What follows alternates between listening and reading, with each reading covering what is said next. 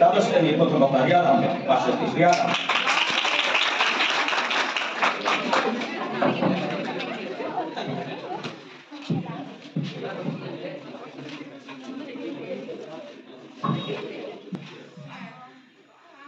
মাননীয় সভাপতি, বিজ্ঞ বিচারক মণ্ডলী এবং এখানে উপস্থিত সকলকে জানাই আন্তরিক শুভেচ্ছা ও সালাম। আজকের বিতর্কের বিষয় কিশোর অপরাধের জন্য পরিবারের দায়ী, অর্থাৎ শব্দোষ নন্দঘোষ, যার ফলে আমি এবং আমার দল বিষয়টির তীব্র বিরোধিতা করছি। মাননীয় সভাপতি, উত্তেজনা আবেগ থেকে কখনো সত্য ঢাকা যায় না। আমার প্রতিপক্ষ বন্ধু কিভাবে যে এত চড়া গলায় বললো যে কিশোর অপরাধের জন্য শুধুমাত্র পরিবারের দায়ী, তা আমার জানা নেই। হয়তো সে মন থেকে না বলে শুধুমাত্র জেতার তাগিদেই বলেছে। বিষয়টি আসলে দুঃখজনক। মাননীয় সভাপতি, আমার প্রতিপক্ষ বন্ধুরা হয়তো পরিবারকে কার্বন ডাই অক্সাইড গ্যাসের সাথে তুলনা করেছে, কিন্তু প্রকৃতিতে কার্বন ডাই অক্সাইড গ্যাস ছাড়াও আরো ক্ষতিকর গ্যাস আছে। যাই হোক, মূল কথায় আসি। ইস, কি মাল যাচ্ছে গো মামা, একটা টান দিয়া দেখ, সব শান্তি। মাননীয় সভাপতি, এই শব্দগুলা কি পরিবার থেকে শিখছি নাকি শিখছি বাইরের পরিবেশ থেকে? প্রশ্ন রয়ে গেল প্রতিপক্ষ বন্ধুদের কাছে।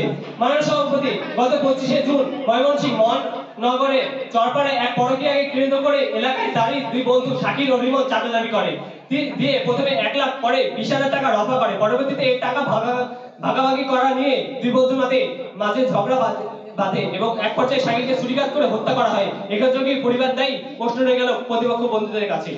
মাননীয় সভাপতি, কৈশোর একটি সংবেদনশীল সময়, যেখানে শারীরিক ও মানসিক দ্রুত পরিবর্তন ঘটে। এই পর্যায়ে কোনো কিশোরকে যদি অনেক মানুষের অপমান বা শাসন করা হয়, তাহলে তাদের খুব আত্মসম্মানে বাধে।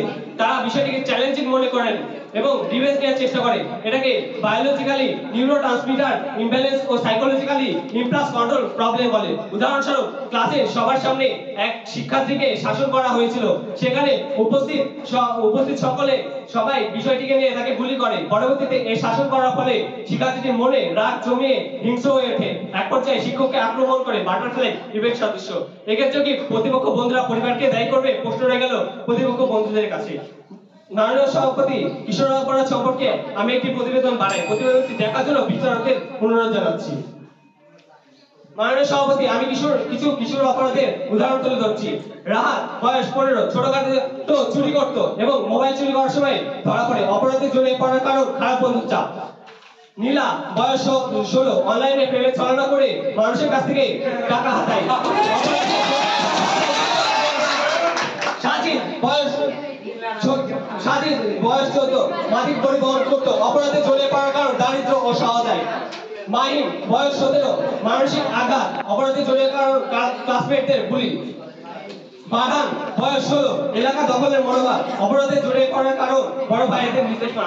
মাননীয় সভাপতি, আমি আবারও হাইলাইট করছি, কিশোর অপরাধের প্রধান কারণগুলো হলো সবচেয়ে বেশি দায়ী বন্ধুর প্রভাব বেশি, আর্থিক সমস্যা, সামাজিক মিডিয়ার ফাঁদ, মানসিক চাপ এবং পরিবেশ।